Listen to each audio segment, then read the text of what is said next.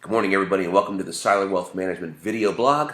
I'm Lee Seiler, and today is Thursday, May 19th, and we have some stuff going on this week, okay? We had yesterday, the Fed released the minutes of last week's meeting, and prior to that meeting, the market was kind of digesting, we don't believe the Fed will raise rates in June. We think it's going to be in a later meeting sometime this year. Maybe that only contributes to one rate hike for 2016, or one additional past the December hike, so one in 2016.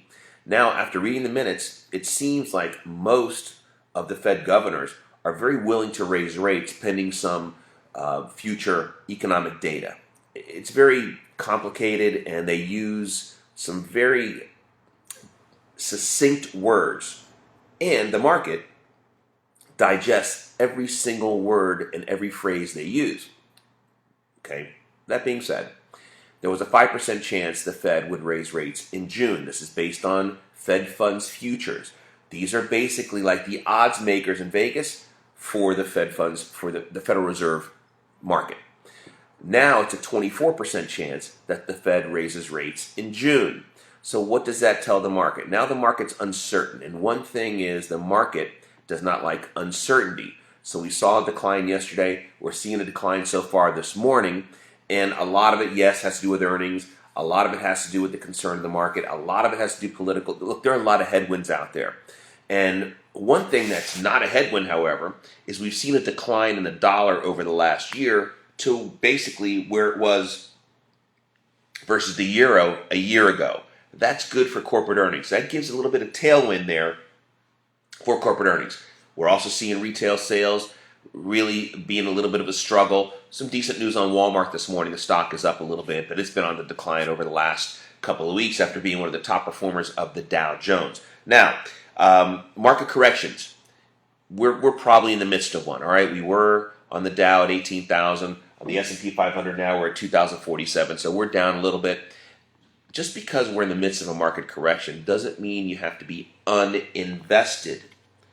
What that does, and what that tells me, is we need to be maybe not so invested in the general broad-based stock market, which means large cap growth, mid cap growth, small cap. But there are still sectors of the market that need to be owned. And we own energy. Now that there's a fear of interest rate hikes again, the financials are back in play, which led yesterday. Despite a decline in the markets, financials had a nice move upward. So what you want to own is some financials, you want to own some energy. I'm also looking at a sector that has been beaten down dramatically, and it's likely that it won't be the next beaten down sector. It's already down 30-40%, and that's the biotech sector. I haven't taken a position yet. I'm looking closely. I've got a couple ideas that I like in biotech, and of course, biotech's got some really, as far as cancer studies especially, some unbelievable stuff going on. I mean, how many people you see out there, and then we see it in our daily lives. I'm seeing it in my daily life, where you have some cancer drugs that are considered miracle drugs, and 5-10 years down the road, cancer is going to be much less of a problem than it was 10-20 years ago. Think about what's going on with the study of AIDS, and people are actually living with AIDS a much longer lives. So there are really some real positive things going on in biotech. The problem with biotech, it's extremely volatile. It's not for the faint of heart. So if you go out and you want to buy biotech, you have to understand that there could be some bad news come out, an FDA saying, hey, we need more information, we're not going to approve this drug. A stock could go down 30% in a day. We saw it in Valiant. That was this company Valiant. Of course, a little bit more involved than that. But the sector is looking like it wants to go higher. So let's think about this.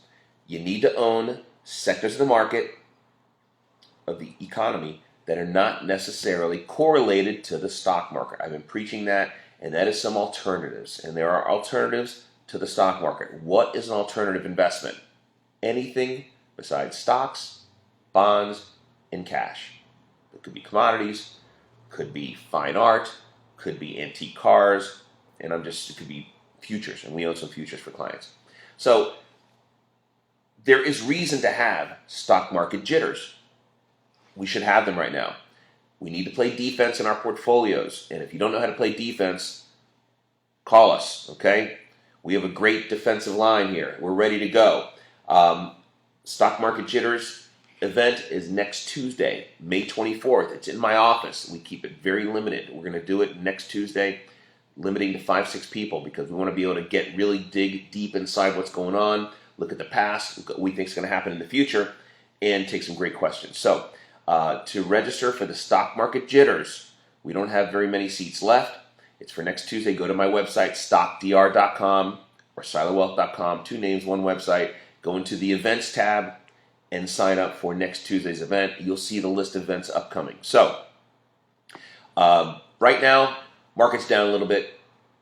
Again, it's not that concerning yet, but I do feel that we are in a corrective mode. So play defense. Make sure your portfolio doesn't evaporate by 20-30%. That's what we're going to try and do right now, because I do believe that we're in for a 5-10% correction. Okay, nothing much more than that, but I think the sell in May and go away philosophy is probably going to play out this year. Didn't play out last year, but I think it's going to play out this year. Okay. Again, if you have any questions, please feel free to message me, call us, email, a lot of different ways you can contact us, and I'll post my number on this posting right here. But thanks for joining us. I don't have time really to get into the cruises. I tell you what I'll do is I'll draw 4 cruises for next week. All right, 4 cruises to the Bahamas, and it is absolutely free. All you have to do is pay for the port tax, but a 2-night, 2-person for each cruise to the Bahamas. So we'll do that next week. But you get an entry for that if you share or like our video. If you share the video, I'll put 2 entries in the green bowl for you. That's where I draw the names from. If you like our video, you get 1 entry, but there's been a lot of likes, a lot of sharing. Thank you very much. I hope it's great information. In fact, I know it is. I'm Lee Seiler, Seiler Wealth Management, StockDR.com. So be sure to log on, sign up for Stock Market Jitters. If you have any questions, get a hold of us. Everybody have a fantastic day and a great weekend.